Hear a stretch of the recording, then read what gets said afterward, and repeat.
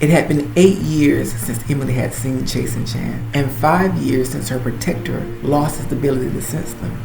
In the meantime, life had gone on. Emily's mother, Grace, was a prominent figure in both her and her daughter's life.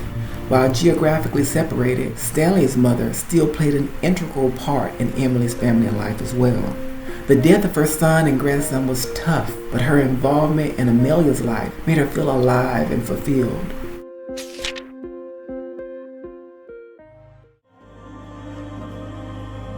With little warning, Donald sensed both twins. With their guard now down, he feverishly tracked them. In the event he was not correct, he didn't reveal this to Emily. He found himself in the city that his father drew his last breath. The twins had come home.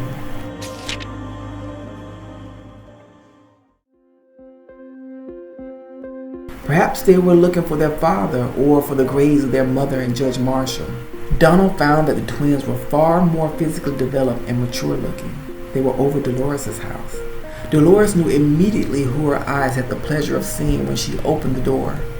Her eyes started to fill with tears. She did her best and fought them back. Dolores lovingly grabbed both boys around their neck and just held on to them.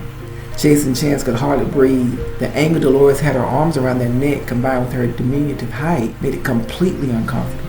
She invited them inside.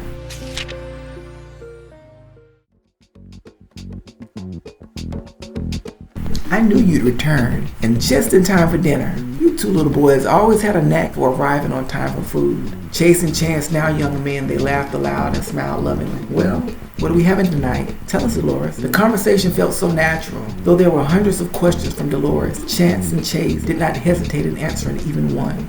They had developed a habit of honesty with the ones that they loved. Good or bad, they would share the truth up to the level their family needed to know, up to the level they could handle, and it was safe for them to know.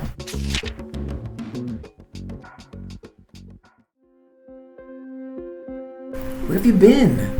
Well, Dolores, what happened to our mother, the judge, and Stanley was no accident. It was not simply misfortune or bad luck. Chase and I had to escape and prepare ourselves for the battle of our lives, or agree to be concealed and live concealed and invisibly the remainder of our lives. That's true.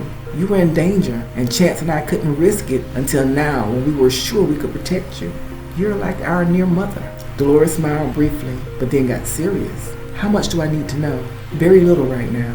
I just need you to live and act normally and be prepared to leave immediately should Chance or I tell you to. For now, change nothing. You are going to be watched. They're looking for us. When they make their move to find us, they will come to see you, and Chance and I will intervene.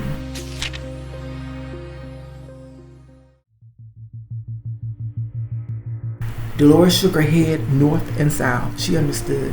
With her whole heart, she believed and trusted the twins. She was, however, afraid. A good amount of the fear was residual anxiety from missing Judge Marshall, Ellen, and even Stanley. After so many years had passed, she had resigned herself to the thought she would never see Chase and Chance again, and that she had lost her twins forever. Today, they looked healthy and strong and unfettered by the horrible hand that life had dealt them. With minimal regard for her safety, she knew she would willingly do whatever she must for her twin boys.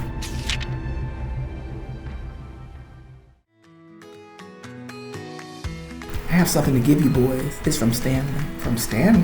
Chase started to speak. Dolores, Stanley was our father. I knew it. You two were lucky. You had two fathers, Judge Marshall and Stanley. The boys shook their head in agreement. Do you guys remember the last time I brought you lunch at the hospital? Maybe you don't. Between gobbling down my world-famous sandwiches on the one hand, Dolores winked at the boys, and the tremendous time you two were having with Stanley. Do you remember? Chase laughed. I still hold Chance's hand sometimes. Give me your hand, brother.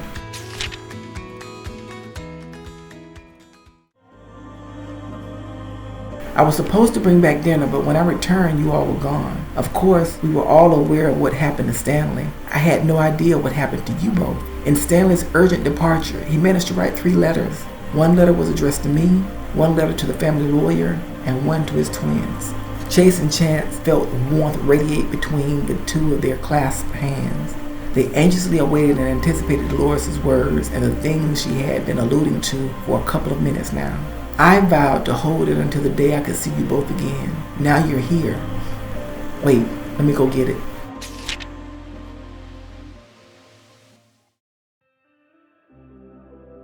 The boys nervously and excitedly awaited Dolores' return. They eagerly waited to read the one remaining correspondence to them from their father, a letter written 8 years prior.